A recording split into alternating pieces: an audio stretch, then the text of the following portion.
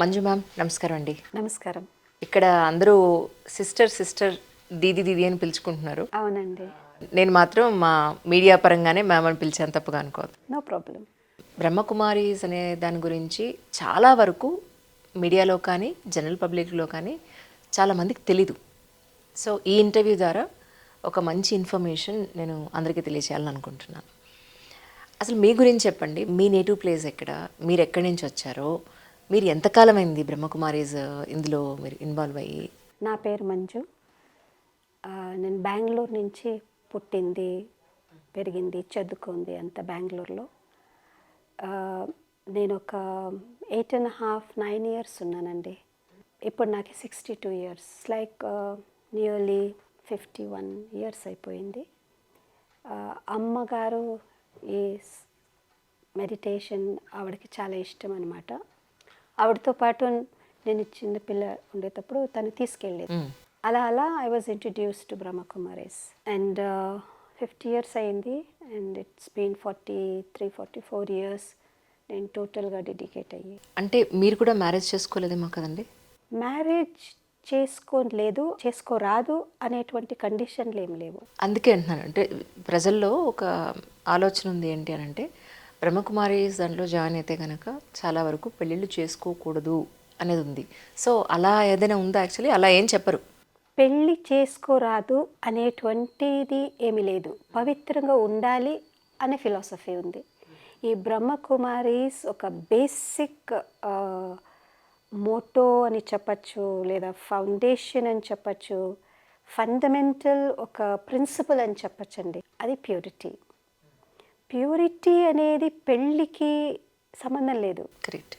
So చాలామంది ప్రజలకు అంటే బ్రహ్మకుమారిలో వస్తే పెళ్ళి చేసుకోరాదు అనుకుంటారే తప్ప, పెళ్ళి చేసుకోకుండా కూడా వాళ్ళు పవిత్రంగా ఉంటున్నారా అనేది ప్రశ్న కదా.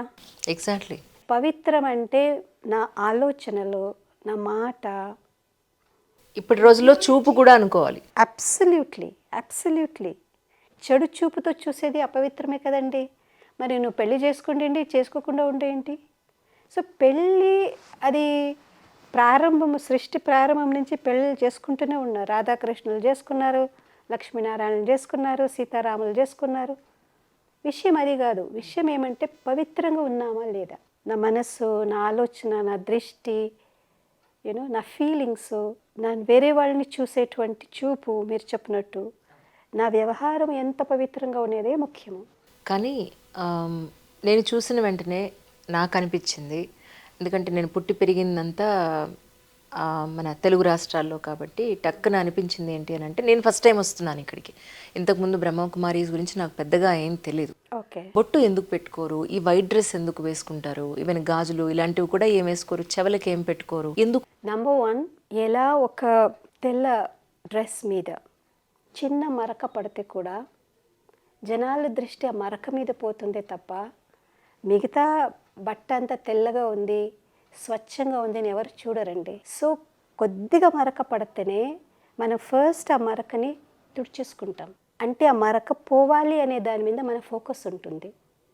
అలాగే ఇలా మన వైట్ డ్రెస్ మెయింటైన్ చేసి కూడా చాలా కష్టమండి, చాలా కష్టం. అలాగే మన మనస్సు కూడా, మనస్సు మీద ఏ కల్మషము, వేరే వాళ్ళు ఫర్ ఎగ్జాంపుల్ ఈ వైట్ డ్రెస్ మీద మీరు టీ చల్లారు, సాంబార్ పోసారు అంటే మిమ్మల్ని నేను దోషిగా చూడలేను. మీరు కదా పోసారు, మీరే క్లీన్ చేయండి అని నేను చేతులు కట్టుకుని కూర్చోను. ఎవరు దీని మీద వేసినా నేను పరిగెత్తుకుంటూ వెళ్ళి దాన్ని క్లీన్ చేసుకొని వస్తాను. ఎందుకంటే ఈ డ్రెస్ గురించి నన్ను అడుగుతారు.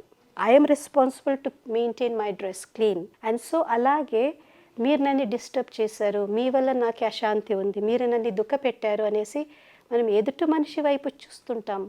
వీళ్ళ వల్ల నా మనసు ఇలా ఉంది, వీళ్ళ వల్ల నా జీవితం ఇలా ఉంది, అది లేదా మన సొసైటీ ఇలా ఉంది, నేనుండేటువంటి లొకాలిటీ ఇలా ఉంది, నేనుండే ఒక సాంగత్యం అలా ఉంది అనేసి మనం బ్లేమ్ చేస్తాము. అలా కాక ఇలా ఈ డ్రెస్సుకి నేను రెస్పాన్సిబుల్లో, నా మనస్సు, నా బుద్ధి స్వచ్ఛంగా ఉంచుకోవడం కూడా నా రెస్పాన్సిబిలిటీ. సో ప్యూరిటీ లోపల బయట. Second, white also symbolises simplicity. ఆడంబరం కాదు. ఇప్పుడు ఇవన్నీ వేసుకుంటాము. జనాలు మనల్ని చూసేటప్పుడు మీరు ఏమి వేసుకున్నారు, తోడేం వేసుకున్నారు, ఎలాంటి బొట్టు పెట్టుకున్నారు, ఇదేమి, వాళ్ళ దృష్టి ఎక్కువ మన దేహం మీద, మన డెకరేషన్ మీద, మన శృంగారం మీద పోతుంది. ఇది మన ఒక వ్యక్తి దేహ వైపు ఆకర్షణకి ఇది ఒక్కటి కేంద్రంగా ఉంటుంది. సో ఇది ఎంత మనం మినిమైజ్ చేస్తే వాళ్ళకి మన సింప్లిసిటీ మీద పోతుంది, మన దైహిక ఒక దృష్టి వాళ్ళకి ఉండదు అనేటువంటి ఒక ఉద్దేశం. బాకీ ఎలా బొట్టు పెట్టుకోరాదు, ఇది వేసుకోరాదు అని కాదు. ఇప్పుడు ఇంటి నుంచి వచ్చే వాళ్ళందరూ కలర్ డ్రెస్లో వస్తారు. ఇన్ఫ్యాక్ట్ మేము వాళ్ళని కలర్ డ్రెస్లో రమ్మని ఎంకరేజ్ చేస్తాం. మీరు బాగా వేసుకోరండి, సొమ్ములు వేసుకుంటారు, నగలు వేసుకుంటారు, నగలు వేసుకోరండి, పట్టు చీర కట్టుకుంటారు, కట్టుకోరండి, హ్యాపీగా ఉండండి. దీనివల్ల ఇది తప్పు అనేది కాదు. మనం ప్రాపంచిక జీవితాన్ని జీవిస్తున్నామంటే ఇదంతా కావాలండి. ఇది పొరపాటు కాదు, తప్పు కాదు. కాకపోతే మనము అందులో ఎక్కువ దాని వైపు మన అటెన్షన్ పోవడం వల్ల మన మనస్సు మీద, మన ఇన్నర్ వరల్డ్ మీద, మన ఆంతరిక ప్రపంచం మీద మన దృష్టి తగ్గిపోతుంది.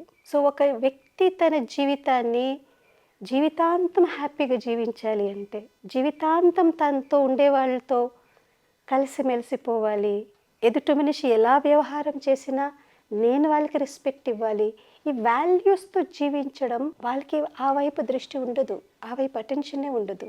అందువల్ల మేము జనాల్ని ఈ వాల్యూస్తో జీవించడానికి ఎంకరేజ్ చేస్తాం. So Brahma Kumaris basically it's an educational organisation. ఇది ఆశ్రమం అనేది కన్నా, ఈ శబ్దం కన్నా ఆశ్రమం అనే పదము సంస్కృతంలో ఆశ్రమము అంటే స్వచ్ఛమైనటువంటి పవిత్రమైనటువంటి ప్లేస్కి ఆశ్రమం అంటాము. అందుకని ఆశ్రమం, అదర్వైజ్ ఇది ప్యూర్లీ అ స్కూల్. ఇక్కడ మేము ఒక వ్యక్తి జీవితంలో వాల్యూస్తో, విలువలతో జీవించడం ఎలా అనేది నేర్పిస్తామే తప్ప మీరు నేర్చుకుంటారా బాగుపడతారు, నేర్చుకోలేదా మీ ఇష్టం. స్కూల్లో చదువుతారా పాస్ అవుతారు, చదువులేదా ఫెయిల్ అవుతారు, అది మీ మీ పర్సనల్ ఇష్యూ. కరెక్ట్. ఇక్కడ ఎలాంటి ఫోర్స్ లేదు, ఎలాంటి ఒక కంపల్షన్ లేదు, స్వేచ్ఛ. ఎగ్జాక్ట్గా అంటే ఈ బ్రహ్మకుమారి అనేది అసలు ఎలా మొదలైంది, అలాగే అసలు ఎగ్జాక్ట్గా ఏం చేస్తారు మీరు, what you do in Brahma Kumari this వ్యవస్థ అంటే ఏం చెప్తారు? మన హిందూ ధర్మశాస్త్రంలో, ఈవెన్ క్రిస్టియానిటీలో, ముస్లిమ్స్లో ఆడమ్, బ్రహ్మ, ఆదిదేవ్, జైనిజంలో ఆదిదేవ్ అంటారు. అంటే సృష్టికర్త బ్రహ్మ అనేది మనకందరికీ తెలిసిన విషయమే. సో అలాంటప్పుడు ఈ ప్రపంచానికి తండ్రిగా ఉండేటువంటి బ్రహ్మ, సృష్టికర్త, క్రియేటర్, అప్పుడు అలా అలా అని చెప్పేటప్పుడు మనమందరం క్రియేషన్ అనమాట. ఆయన క్రియేటర్, మనమందరం క్రియేషన్. సో ఆయన పిల్లలు మనము అనేటువంటి ఒక దృష్టిలో బ్రహ్మ కుమార్, కుమారి. ఇప్పుడు మీ పిల్లల్ని మీ కుమారుడు, మీ కుమార్తె అంటాం. అలాగే ఆయన సృష్టికర్త ఆడమ్ లేదా బ్రహ్మ, ఆదిదేవ్ అలా అని చెప్పేటప్పుడు, ఆయన క్రియేటర్గా ఉండేటప్పుడు ఆయన పిల్లలైన మనమందరం కుమారి, కుమార్.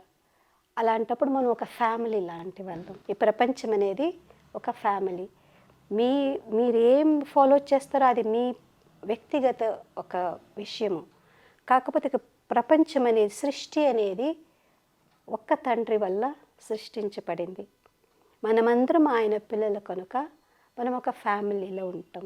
సో ధర్మము అదంతా తర్వాత వచ్చింది. మీరు ఏం బిలీవ్ చేస్తారో గో అహెడ్, మీరు బిలీవ్ చేసుకోండి, దానికి మెడిటేషన్కి సంబంధం లేదు. సో ఈ బ్రహ్మకుమారి సంస్థలో బేసిక్గా నేర్పించేది meditation.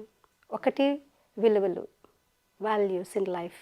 It is called as living values, it's not speaking values. జనాలు విలువల గురించి చెప్తారు, కానీ ఇక్కడ మనము లివ్ ద వాల్యూస్ అనేది, దీన్ని లివింగ్ వాల్యూస్ అనేటువంటిది మనము నేర్పిస్తాం.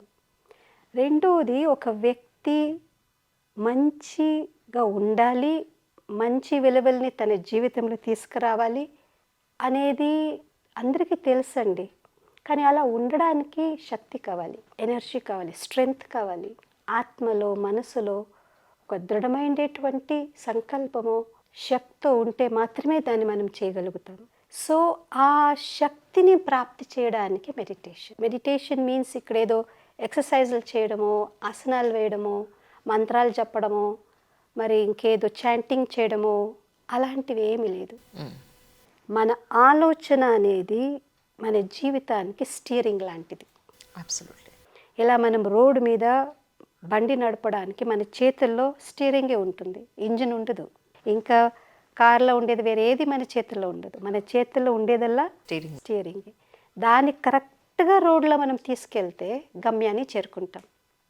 ఆ స్టీరింగ్ మీద మనం ఇది మిస్ అయ్యామో మన కంట్రోల్ తప్పిపోతుంది.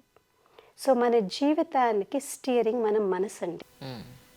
ఆ మనసు మన చేతుల్లో ఉంటే నేను ఎక్కడికి తిప్పాలి అంటే నేను తిప్పగలిగేటువంటి అంత కంట్రోల్ నాలో ఉంటే బెస్ట్ లైఫ్.